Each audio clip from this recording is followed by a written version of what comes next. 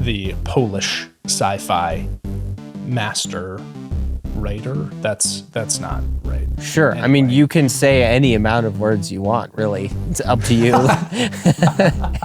You only tripped on that because I couldn't remember Stanislaw Lem off the top of my head. Hello, everyone. I'm Cody Troyer.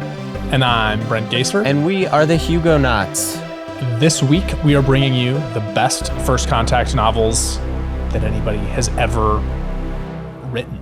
The total list of all the great ones. True. Oh, yeah, that's true too. Brent and I each did a list of 10 in no particular order, and we had 6 in common. We spit out 14 total. So we're going to go through. Yeah, and therefore everyone else's opinions, which surely would not totally overlap this list, but they're all garbage. Right. This is it. Right. This is it. And at the end, I'm going to surprise you, Brent.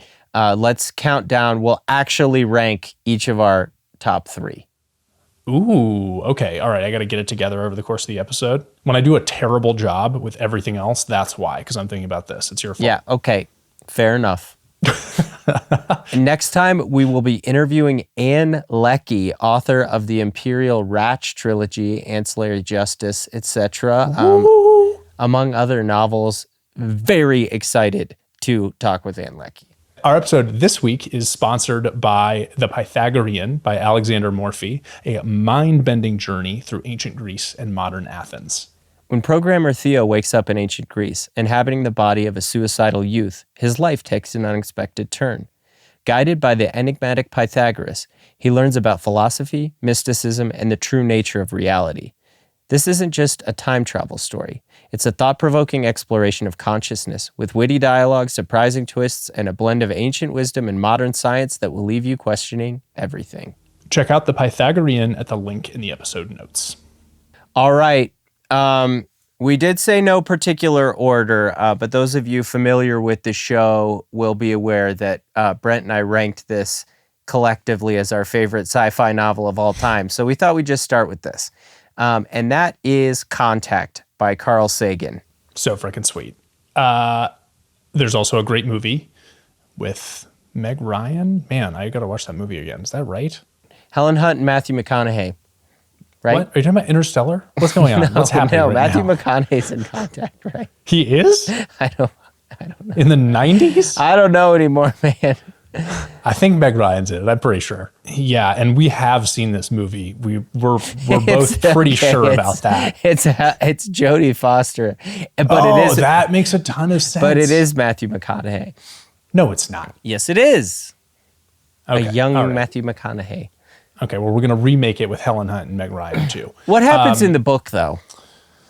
Okay, so in the book, a radio astronomer gets a message, which is pretty undeniably a message, from some aliens. And they have to try to decode it. And there's an enormous amount of information in it. And all the nations of the world are working together to get the thing. And the message is blueprints for a machine. Yeah. And it is just a fabulous novel. The only work of fiction written by Carl Sagan, who most of you know for being a famous scientist. And so it's kind of incredible that he pulled off such good prose and had so many fun ideas. The novel's chock full of interesting, futurism. And also, I think at its core is just a really, really powerful commentary on belief and how belief makes us human and how humans need belief and redefining that and applying it in ways that are unexpected or not atypical for how we talk about belief and faith generally. Yeah. The second most important character is a preacher who has a lot of super interesting conversations with our main character, the radio astronomer. Yeah. And it's also an amazing, there's a lot of sci-fi books that are like kind of pessimistic, sad about the future. It's great to have one that's optimistic and really it feels scientifically rigorous at the same time. It's just an amazing masterwork. So anyway, if you haven't read it, you should. Such a good first contact book, Carl Sagan. Yep. Next, we're going to go with Ender's Game by Orson Scott Card. A little darker First Contact. We meet some aliens and they start trying to kill us right away. And recruit so we have started an elite battle school, which for some reason small children have to be trained in, who are like 11 and 12, because it's a YA novel, I guess. That's the rules. Yeah, that's why. And Ender gets recruited to go, and is told that he's training to save the human race, which is a pretty heavy load for an 11-year-old. The battle school is incredible, and it has, I would argue, one of the best twists ever. I think it's my favorite YA book. I really loved Harry Potter when I was a kid too. But anyway, Ender's Game is incredible. And it stands up as adults. We read it as adults, for the show, and we're so happy that it's still so good. It's got an incredible message about the power of empathy. It's an awesome book. Yeah, it really is. And that the aliens and the way they are involved with the story is really interesting as well, as its own idea, which is why we included it here. Some of these novels are like straight up First Contact. Some of them are like, we like the species. Some of them are like, we're interacting with this. It's not technically First Contact, but it is a little bit. We weren't sure exactly where to draw the line, but it became clear which novels were the best. And there can only be, it has to be the first alien species we met. That was a rule that we stuck to pretty hard, even if our characters are not following like literally the first people to meet them. Yeah, just a little fuzzy with one or two of these, but that's okay. What's number 3? Number 3 is right down the middle. Okay, it's very square. You want to move on to number 3? Yeah, read Ender's Game. You know to read Ender's Game. Come on. The Sparrow by Mary? I always get this. Mary Doria Russell. The Sparrow is a novel about an alien species who we hear in space at the radio transmission again. Yep, Classic. same laboratory as in Contact. And no, a different one. She's at the Very Large Array in New Mexico. This is Arecibo in Puerto Rico. Oh, I thought that Contact was at Arecibo too. No. Yeah, no, she's in New Mexico.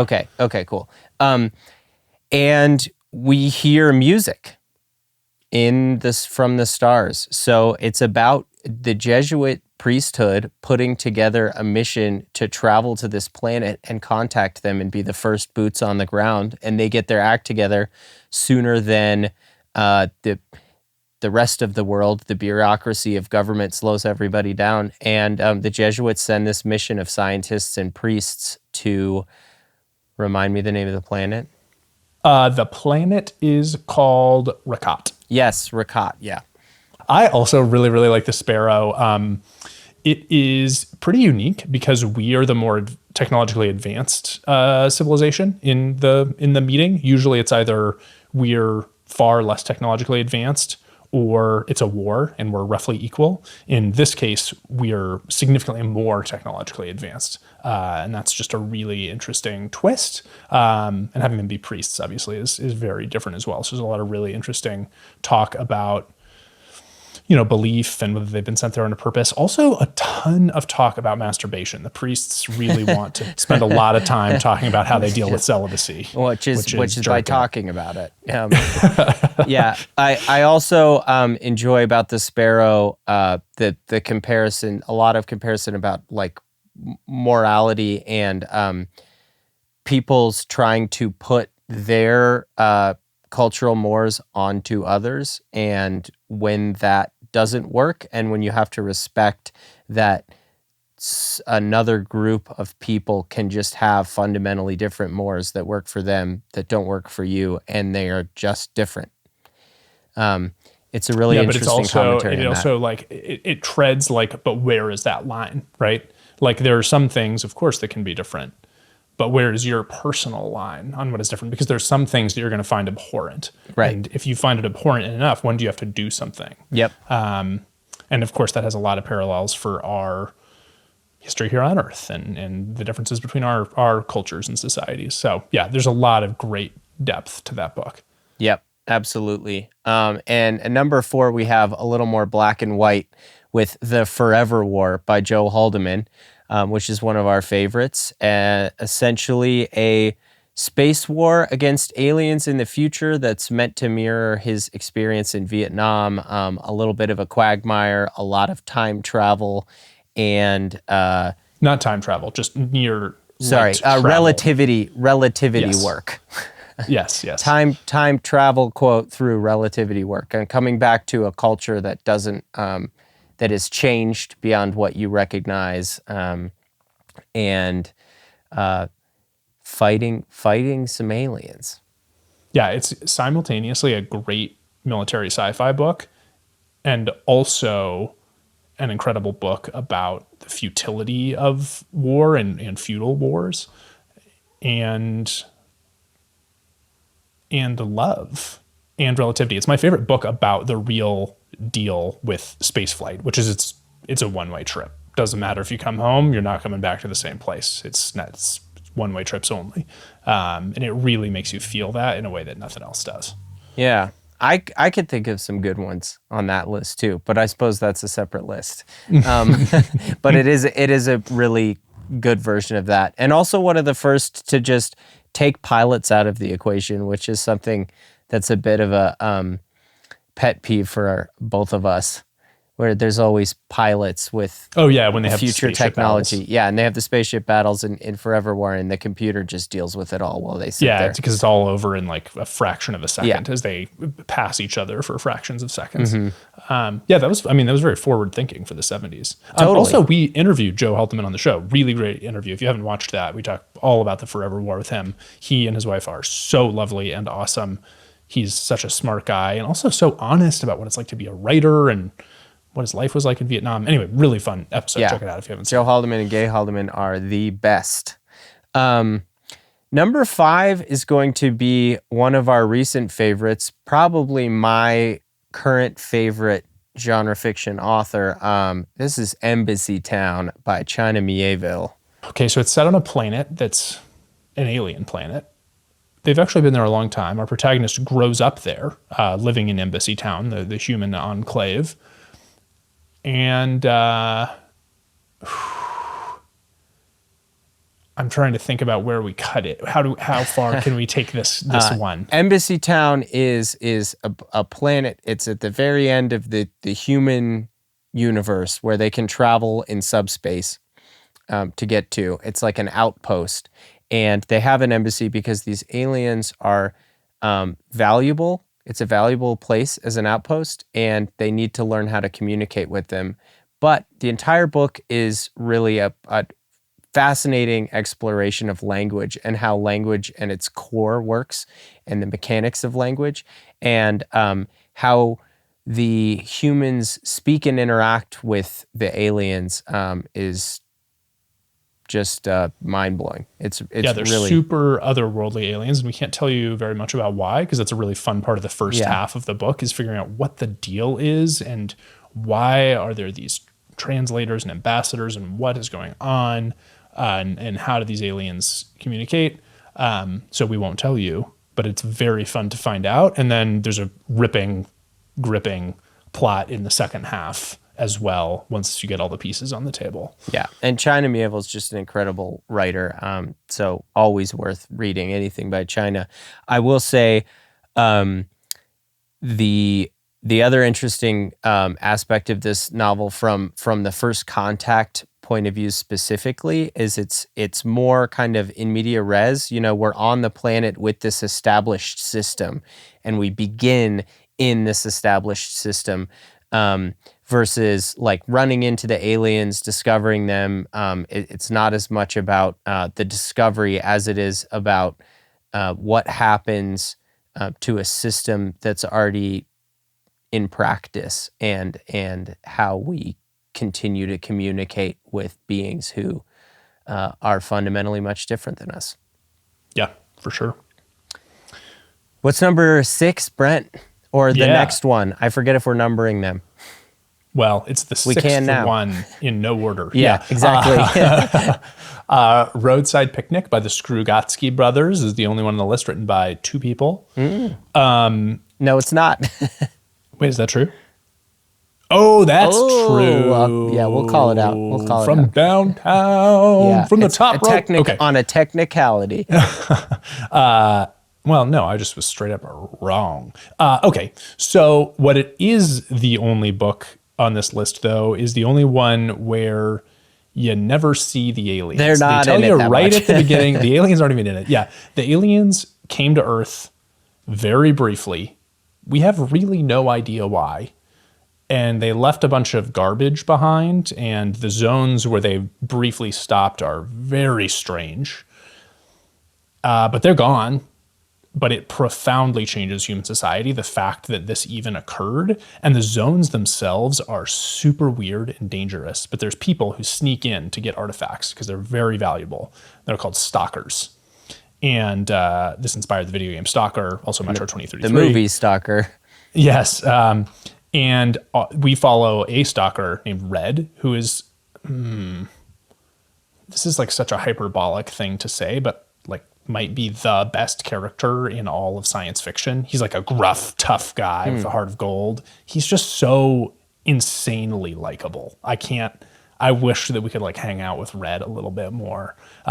He's such a smart, cool guy who like smokes cigarettes all the time and gets in sweet bar fights. It's like Indiana Jones. He's Indiana Jones is what he is. All right. Morally gray Indiana Jones. Yeah. The other thing I really love about Roadside Picnic is the history to it. I mean, you can really feel the writers writing during Soviet era Russian living, and it feels a bit like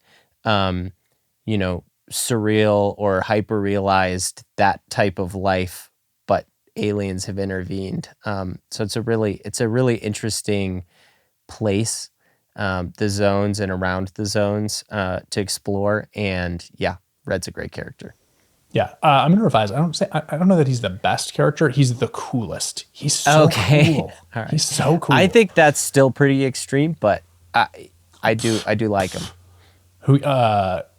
Well, of course you do. He's so freaking cool. Okay.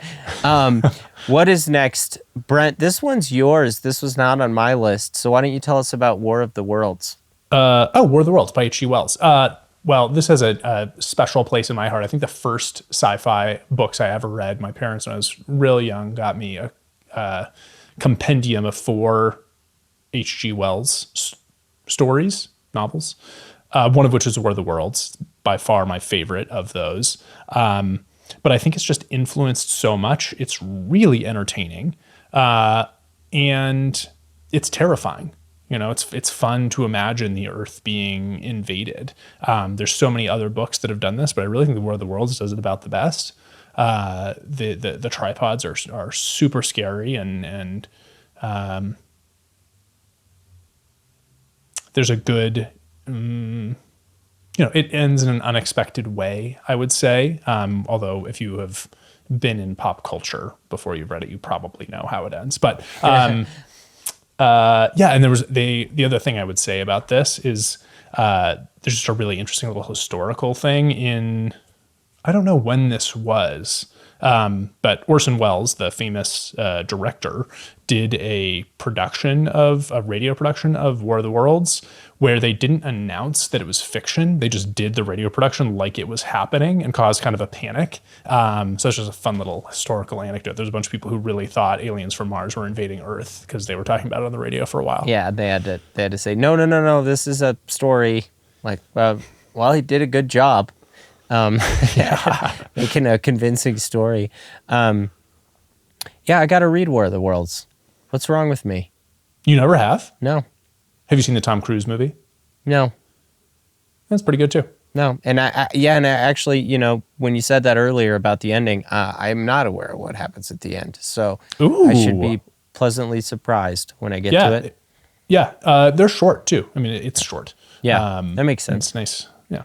This is a radio public domain. We could make it. Should we make a whole War of the Worlds radio thing? We should make a podcast. I want to do a Peter F. Hamilton. I want to do a Peter F. Hamilton radio play where it's 45 hours long, and it's really good, but you gotta wait for all of those hours on the radio. And we also have to wait for it to hit the time. public domain, which will take about 50 more years, and then it'll take us 50 years to finish it. So look for that to drop in 21-25. Speaking of Peters, there's another. Yeah, go ahead. No, please. There's another Peter on the list. One of our favorites, and another interview we've done is with Peter Watts, who wrote Blindsight, which is a crazy first contact novel. Heavy on the tech. There's vampires. Essentially, we know that an alien of some sort or an alien race has taken a photo of Earth using high orbit. Is it photons or something to snapshot everything? They described them as fireflies, I think. Right. Yeah, it's like they took a flashbulb with the entire planet in a way that everyone saw. Right. And so everyone's freaked out, obviously, and they figure out it's coming from around the Oort cloud, this new presence. And so this is already in the future, and they send out a spaceship full of really strange, biologically different, enhanced people. Like I said, among them a vampire, to explore where secretly. He's like part of the crew explicitly as a vampire. Know his job is vampires are sort of smarter. There's a bunch of crazy vampire lore. But there's a lot of it's vampire lore, but it's like scientifically. It's got scientific backing here. The book is just chock full of crazy science, cool science terms. Fantastic, thought-provoking elements on that front, and the futurism is great, but also one of the best alien species we've ever come across. Yeah, it really makes you think a lot. Yeah, it's the big idea at the end about what's going on with these aliens hits like a truck. The book comes to an incredible climax where you realize what's going on with these aliens. It has really deep implications for the way consciousness works, and it's awesome. The book is pretty crowded and dense, but it is worth getting through. It's also very spooky. It's the most horror-y of these. That's a great point. It's really scary, spooky. Peter Watts does an excellent job with that kind of he did balance. His interview all in the dark in character when we interviewed him on the show. Yeah. Great interview though. Yeah. Very dark. Can't see him at all. Okay, so next we have the book that you got off on a technicality on because it is one author. It's James S.A. Corey. No, there's another one on the list too. I was wrong twice. Oh man, I didn't even realize that. All right. Yeah. We'll get there when we get there. I don't know what you're talking about. James S.A. Corey, who is two people, Ty Frank and Daniel Abraham, who wrote the Expanse series. I was going to try to say trilogy, but for 9, and I quit immediately. Noctology, nonology. Anyways, The Expanse is a very fun universe. It's really hard. Okay, do you want to just say what happens first, or give a overview in the first one? What does happen in the first one? Okay, that's the one with Miller. There's a sweet space detective. More of a detective story. Yeah. Oh, and this woman dies in a weird way. There's a lot of weird goop, and then it turns out the weird goop is from space, basically. Yeah. Yeah. And humans at this point have kind of settled throughout the galaxy. So they live in the belt, the asteroid belt, and on Mars and on Earth. And they all have their little government factions. There's a lot of politics that go on in these novels. And the characters are fabulous and really fun. It's so rare to get novels that are really fun, but also have great ideas. Like a good action page turner with great characterization that also, by the end of the series and book by book, there's just a ton of cool ideas about first contact and in a way that seems really believable. Yeah, they're really entertaining. I think it might be my favorite space opera series. There's other space opera books that I think on their own I like more than any of the Expanse books, but every single one of the Expanse books is just really solid. I remember being hesitant to start because I was like, okay, we have to read so much for the show. 9 books, that's too many, whatever. It's like, finally I'm going to start the first one. And then 5 or 6 weeks later, I'd finished all 9. And they're kind of long too. I just couldn't stop. Yeah, They're so good. Great. Yeah, I broke them up. I would like read one and then go read some other stuff and read another one. But I always was always looking forward to coming back because I knew when I came back, the next one was going to be well written and entertaining. And when I went and read some crap that sucked, it was like, okay, great. Well, I get to read another Expanse book now. It's going to be awesome. Yes. That's such a great way to put it. Oh, I have a quick announcement that I should make this episode. I'm alive. My house in Los Angeles didn't burn down. Thank you for the concerned messages, those who reached out. We shot the Ministry for the Future episode before the fires happened, hence not mentioning it last time. But anyway, as of now, my house is not burned down. It still hasn't rained in LA, so if you want to send well wishes, send some wishes for it to rain. It's now the longest period of time it's ever gone without raining here, so that's bad. But anyway, yeah, I'm fine. We're all good. Thank you. Yeah. Okay, what's next? That's going to be Ursula K. Le Guin's Left Hand of Darkness. Now, this one's a little smudgier, like I was saying, some of them are, because it is first contact, but also like it's first contact like from the weird direction. It's first contact from the point of view of the aliens, but the aliens are human mostly, so we counted it. Yeah, and and you know how we feel about this novel. It's fantastic. It's one of the best. Ursula K. Le Guin's writing is impeccable. Her characterization is impeccable. It's a wildly emotional story. We should probably say what happens in it before I keep going. Okay, so it's set on the planet Winter, where it's super cold. Snows all the time. Awesome setting. They have all sorts of cool winter technology to survive. Sweet tents and like crawlers. But the humans on this planet have been there a long time and diverted from the rest of humanity, and that they actually are all androgynous, but once a month they enter Kemmer, sort of heat, and in so doing, they express one of the two genders. But it can be different for you as an individual every time, and it's sort of influenced by the people around you and what's going on with them. So the same person in their lifetime can like father and bear children. And that has all sorts of really interesting implications for their society. It's a genderless society, but there's still sex and attraction, and they're visited by this envoy of the interstellar humanity who are traditionally gendered, who is a man. And so that character, Genli, has to navigate this extremely strange culture, which is all these really interesting differences from ours that are sort of driven at this root level by the lack of gender. So it's a book, it's a book about alienness and otherness and why it's so, I think, compelling is because it's about alienness within humanity, right? They're not very different. They do have that biological difference, but they're basically humans in other respects, organized societies in similar ways, but also have some differences there. So seeing like something so close but so far away at the same time is really compelling. And it has a great plot. Like I said, just very strong emotional novel. And one of our favorite tech pieces as well in the what's the deal that pings?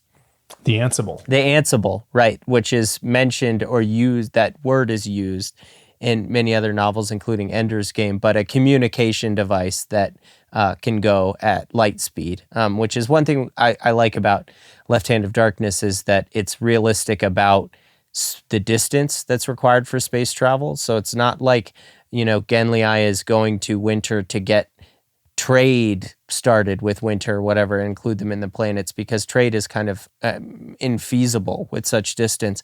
It's trading of ideas through the Ansible that is valuable to the homogeny of humanity across the stars. It's a very cool that feels concept. very real to me with our understanding of how physics works. Like the Ansible is impossible, and we won't have faster than light communication, it appears. But nevertheless, even with being able to, even if you can travel at the speed of light and the same speed as your message, there's still no way to move goods across the stars. The only thing you can send is ideas. That's the only thing we'll ever be able to send. A few people, maybe, and some ideas. And that's just has really interesting implications. This idea of a what did she call it? The acumen of worlds. The acumen, yeah. Who are just joined by ideas. There's no way to project force between them. That's not really possible. Yeah. And before we get into the last few books, we just want to give another quick shout out to our episode sponsor, The Pythagorean. The Pythagorean is a time travel story that explores philosophy, mysticism, and the true nature of reality. It is available at the link in the episode notes. All right. Next, Rendezvous with Rama by Arthur C. Clarke. Rendezvous with Rama. I feel like I kind of have to put it on this list. I'm just going to say it's not my favorite of the total, like, overall experience compared to some of these other novels, but it's a really good example of first contact. And and it's written in a really fun way. It's written like it's nonfiction. Yeah. This is a thing that happened. A cylinder comes into our solar system, this giant, like, traveling object, and humans have colonized Mars and Venus and some other planets and Earth, and they all get together, their far future UN, and say, what are we going to do with this object? And they send some astronauts. Well, there's only one ship that could rendezvous with it before, given its trajectory, there's only one ship that can possibly get there with the fuel that it has on board. So it's just some random guys actually who are like, oh, you're going to go to the alien spaceship. You're the only ones who can go. And they get on it and try to figure out what the deal is. And saying anything more about it will ruin it, because it is mostly, what's interesting about this novel is it's mostly, like you said about nonfiction, it's like exploring a place. It's these characters are our eyes to explore the place. Clarke doesn't really care who the characters are.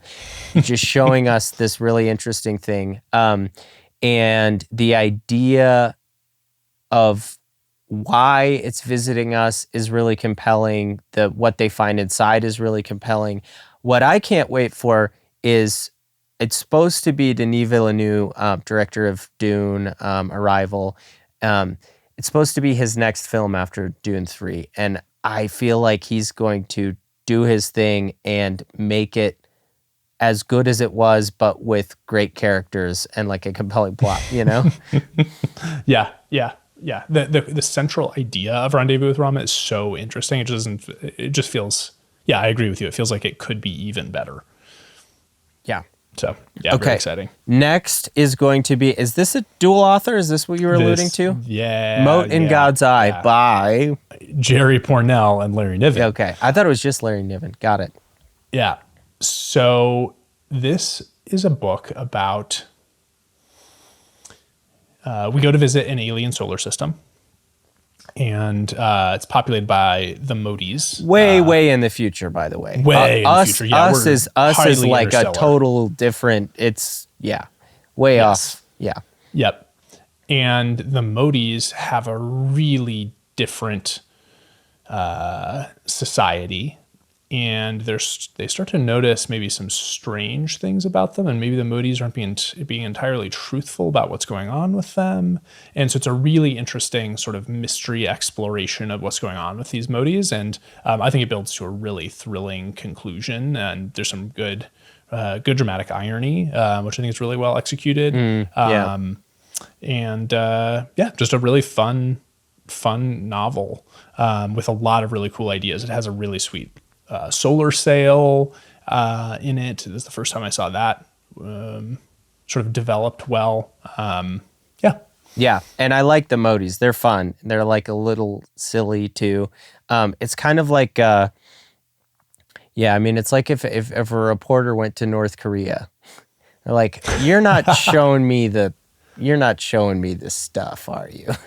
But they're not sure. Maybe this is the stuff. Is it all nice? Why is this hotel not have anyone in it? What's the deal with that? But I thought it was a good novel too. I liked it. And the next book we are going to talk about is, it's a pretty good one. It's Solaris by Stanislaw Lem, the Polish sci-fi master writer. That's not right. Sure. Anyway. I mean, you can say any amount of words you want, really. It's up to you. You only tripped on that because I couldn't remember Stanislaw Lem off the top of my head. I had to throw it to you. So that's really my fault. Solaris is about a small space station around a planet called Solaris that scientists have been studying for a while, and we follow one person in who is going to be a new scientist studying this organism. And there's 2 other scientists on the space station. It's a very small research station. And a la Blindsight, it is very creepy and very weird and very unsettling, which I think is rare and hard to do in prose form, personally. And we just start learning without being straight horror. It's not like there's just horror. There are some very creepy things psychological thriller, more like. And we know that what's interesting about Solaris is it's essentially one large ocean that is a single organism. And scientists have been studying it for a very long time, but can't never been able to communicate with it. They can't figure out really anything about it. What is it doing? What is it thinking about? Is it thinking? What is it doing? Super interesting. Yeah, and I think one of the very, very best of these novels, because it really gets right, in my opinion, which is rare, what truly alien life could really be like, right? Something that is just totally different from our experience that we can't communicate or understand. And I think that is probably the most likely, form that alien life takes in the real universe. So I like when authors take this bend. Yeah, it's a really, really, really, really well done version of that. And yeah, it's so creepy. It's so good. Anyway, I could just keep. Solaris is great. I could keep Solaris master writing him. Okay. And we're saving for last, just so you all would be hanging. Favorite. Yeah. So we would get your hackles up if they're going to include it or not. What is it? 3-body problem. Yeah. Got it. It's by one of the Lucy greatest First Contact. Yeah. Chinese science fiction writer. It's about starts with a young woman trying to survive the Cultural Revolution. Her parents are professors and are persecuted in the Cultural Revolution. And a couple decades later, she takes a posting working at. No, actually, it's still during the Cultural Revolution, isn't it? That she starts working at the radio telescope, and gets a message through the radio telescope, as happens in First Contact novels. And then she decides to write something back. And that's very interesting. And at the same time, there's a present timeline where some really weird stuff is happening. Like there's a man taking photos and he notices that there's a countdown happening in his photo. Like he can see in every photo, there's a clock. Like not that he's taking pictures of clocks. There's just digital numbers being overlaid on his photos. And it seems like it's counting down to something. That's creepy and strange. There's all these scientists around the world who are killing themselves. Really weird stuff is happening. So we've got these 2 really interesting timelines to follow. And it's a First Contact book. And I think we shouldn't say more about it than that, basically. Probably shouldn't. The entire series is a trilogy. We think the second book, The Dark Forest, is the best, or at least I think the first book is the best. But the second book is still really good. Okay, so the first book is the best. The second one has the coolest, biggest, mind-blowing idea that has lasted and will last for the rest of my life. The third book goes a little bit off the deep end. IMO. It's a lot. The whole series is a lot. It's very technical, tons of science. All the science is really cool, but he loves string theory, which is all totally debunked. So none of the science really makes any sense, but it's very fun. But there's like material science and technology and all that. I mean, it's very, very dense.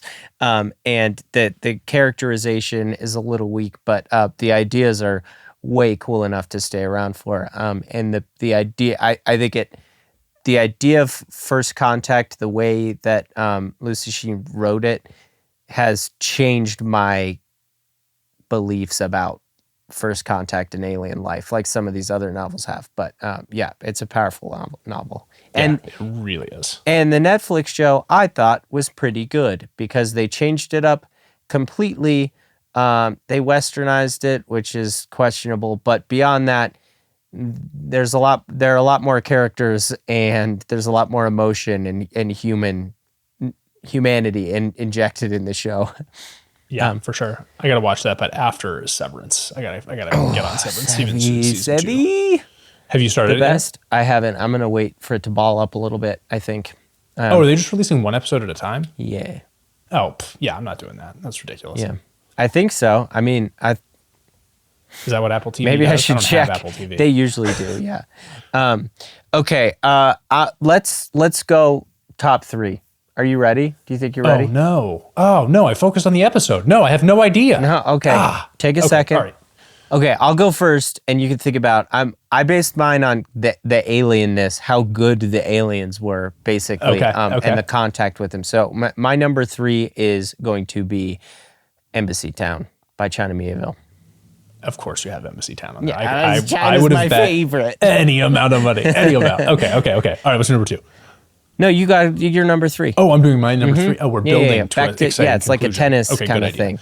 Okay, I'm doing mine based on like the mind blowingness of the idea that this book gets you to understand. Okay. And so to start, I'm gonna go. My number 3 is 3 Body Problem. I also just liked Good that. pick. I liked that was my 3rd. So yeah, and I'm kind of lumping the Dark Forest in there to like get that idea in there. But anyway, I think they should be lumped. Series. They are in the show. A little bit of 2 in this first season. Anyways, my number 2 is Solaris by Stanislaw Lem because I just can't get over how cool the ocean is and the idea of a life form that is clearly a life form that we're just banging our heads against the wall to try to understand. Yep. It feels so realistic to me. I wish that we were going to get to find out. Maybe they'll freeze us. Should we sign up for one of those silly services where they freeze your body and you pay a buttload of money? Sure, why not? What's number 2? My number 2 is Blindsight by Peter Watts. Ooh. The big philosophical idea that just like blows the brain out the back of your skull at the end of that book is really, really great.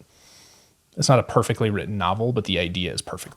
Well, I hope I don't blow the brain out of the back of your skull with this, but my number 1 is Blindsight by Peter Watts. Because I just love it so much. I love the central idea. I totally agree about it. And it's another novel, again, which is what I love about speculative fiction, science fiction in general. Just change the way I think about things. Change the way I think about first contact and what could exist in the universe. That's so good. All right. For sure. All right, you. My number 1 is Contact. Yeah. And I'm going to make one more pitch for the book here. The reason I think Contact is so mind-blowing is a thing that's at the very end of the book that they didn't even put in the movie. The movie ends at a different spot than the book. They cut it early, and that was the right spot to cut the movie. They made it really exciting. There's this idea at the very end of the book that has, I think, the greatest answer to this question that I have spent a lot of time thinking about. And he just thought of such a cool way to answer that question. And I would love to talk about it with anyone. If you read Contact, please join the Discord, chat with me about it. I will talk with anyone about Contact anytime, forever, until the end of time. Yeah. I love it so much. Or any of these novels, really. We love them all. We hope you do too. Let us know in comments or come chat with us on Discord what you think should have been included, which ones maybe shouldn't have made the list, etc. Your thoughts. Essentially. Yeah, and then we will see you next time. We'll see you and Lucky next time. Yep. Very excited. Later, dude. Later, man.